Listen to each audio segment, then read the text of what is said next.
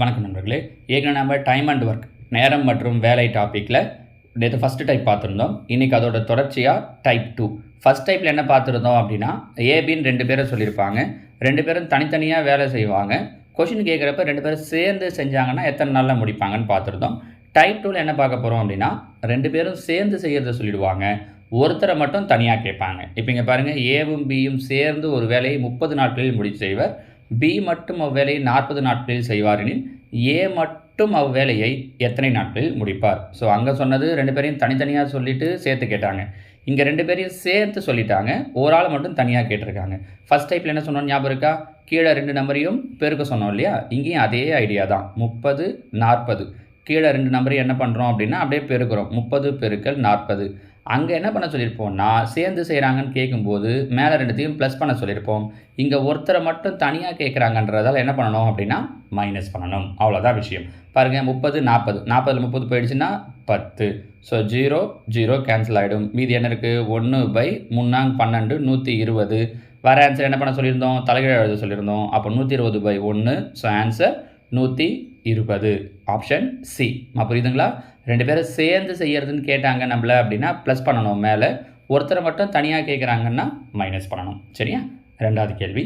ஒரு மனிதன் ஒரு வேலையை தனியே 5 நாட்களிலும் மகனுடன் சேர்ந்து அதே வேலையை 3 நாட்களிலும் முடிக்கிறார் எனில் மகன் மட்டும் அவ்வேலையை எத்தனை நாட்களில் முடிப்பார்?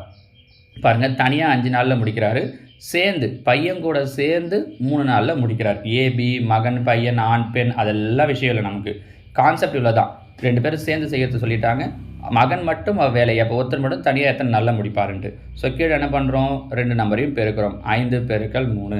மேலே என்ன பண்ணுறோம்? ஒருத்தரை மட்டும் தனியாக கேட்டதால் மைனஸ் பண்ணணும். 5ல் 3 போயிடுச்சுன்னா 2. இங்கே எதுவுமே கேன்சல் பண்ண முடியாது பாருங்கள். அப்போ 2/3 15. வந்த ஆன்சர் என்ன பண்ண சொல்லியிருக்கோம்? தலைகீழ எழுத சொல்லியிருக்கோம். 15/2.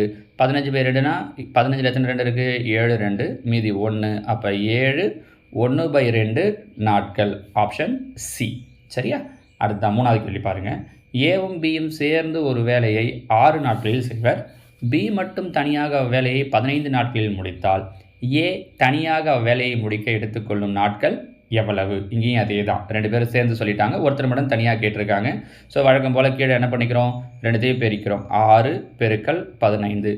மேலே என்ன பண்ணுறோம்? மைனஸ் பண்ணுறோம். 15லேருந்து 6 மைனஸ் பண்ணுறோம். 15ல் 6 போயிடுச்சுன்னா 9. பொதுவாக பெரிய நம்பரில் இருந்தால் சின்ன நம்பர் மைனஸ் பண்ணுவோம் இல்லையா? அதனால் இங்கே பாருங்கள், 3 6 3 9 1 3 3 3 15. அப்போ என்ன கிடைக்குது? 1/2 10.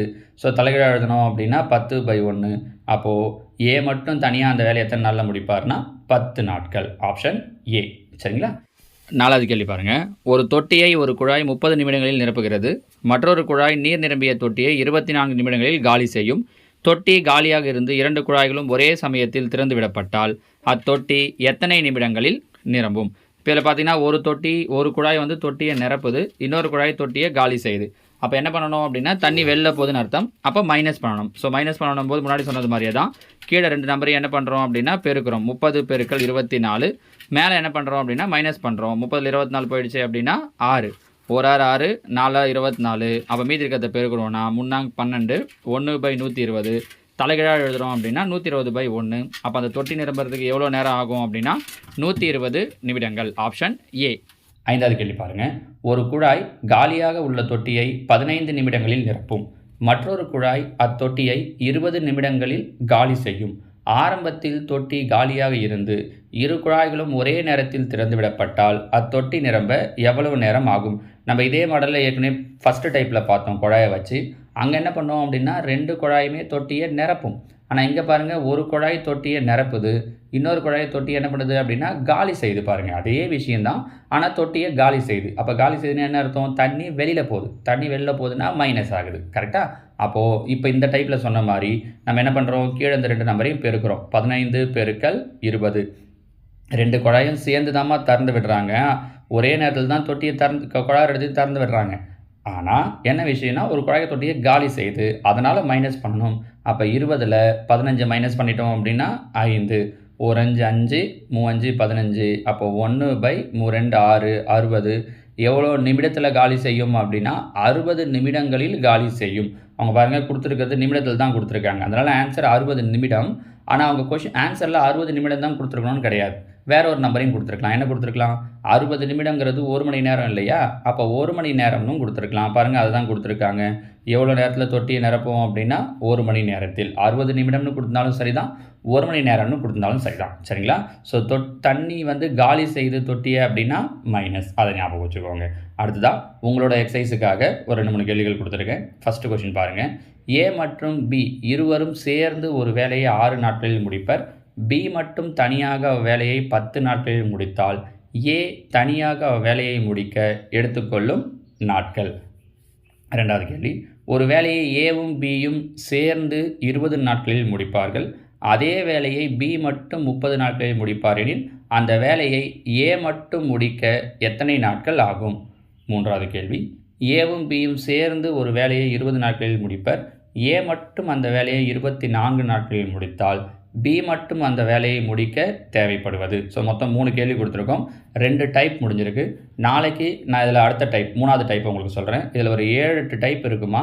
இந்த டைம் அண்ட் ஒர்க்கை பொறுத்த வரைக்கும் இந்த எல்லா டைப்பையும் தெரிஞ்சு வச்சுக்கிட்டிங்கன்னா நிச்சயமாக டிஎன்பிஎஸ்சியில் 2 இல்லை 3 கேள்விகள் கேட்குறாங்க.